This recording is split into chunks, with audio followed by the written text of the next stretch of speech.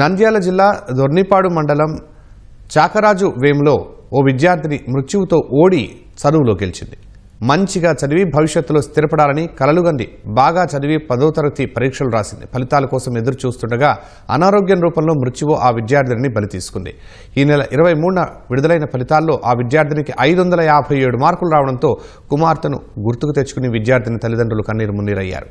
చాకరాజు వేముల గ్రామానికి చెందిన దేవరాజు మరియమ్మలకు 5 కుమార్తెలు. 4వ కుమార్తె సారా దొర్నిపాడు జెడ్పీ ఉన్నత పాఠశాలలో 10వ తరగతి చదివి పరీక్షలు రాసింది. ఫలితాల కోసం ఎదురుచూస్తున్న క్రమంలో అనారోగ్యానికి గురై చికిత్స పొందుతూ ఈ నెల 19న సారా మృతి చెందింది. 500కు పైగా మార్కులు వస్తాయని చనిపోయే ముందు కుమార్తె తనకు చెప్పిందని విద్యార్థిని తండ్రి కంటతడి పెట్టారు. 5 మంది కుమార్తెలు, ఇద్దరికి మ్యారేజ్ అయిపోయింది. 3వ పాప డిగ్రీ అవుతుంది, 4వ పాప 10th రాసింది. ఎగ్జామ్ ముందు రాసిన వెంటనే నాకు 550 మార్కులు దాటాయి, నేను ఛాలెంజ్ చేసుకో అని చెప్పింది. సర్లేమ్మా అని చెప్పినాను.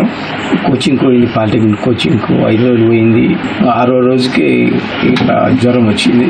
వచ్చిన వెంటనే ఆసుపత్రి చూపించినాము. డాక్టరు ఇది అపెండిక్స్ సంబంధించినది, మీరు కనుక్కోలేకపోయినారు, ముందే వచ్చింటే సరిపోయింది కదా అని డాక్టర్ అనే మామూలుగా వచ్చే కడుపు నొప్పి మేము అనుకున్నాము. అన్ని విధాలుగా మాకు సహకారం. అంటే మిగతా పిల్లలు హాస్టల్కి పోయినారు కానీ పాప హాస్టల్కి పోలే.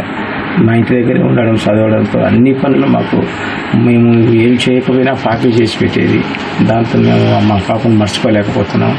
మా పాఠశాలలో 2024-25 విద్యా సంవత్సరంలో 10వ తరగతి ఫలితాల్లో 97% ఉత్తీర్ణత శాతం రావడం జరిగింది. మాకు ఒక విషాదకరమైన విషయం ఏంటంటే మా పాఠశాలలో సారా అనేటువంటి అమ్మాయి 557 మార్కులు రావడం జరిగింది. ఫలితాలకు ముందర ఆ అమ్మాయి అనారోగ్య కారణంతో చనిపోవడం జరిగింది. చదువు విషయంలోనే కాకుండా ఆట పాటల్లో కానీ మంచి స్టూడెంట్. మరి ఆమె మరణం అనేది మాకు చాలా బాధగా ఉంది. ఈ విషయంలో మేమైతే మంచి విద్యార్థిని కోల్పోయినాం అనేటువంటి బాధ మా ఉపాధ్యాయులకు, మాకు అందరికీ కూడా కలుగుతుంది.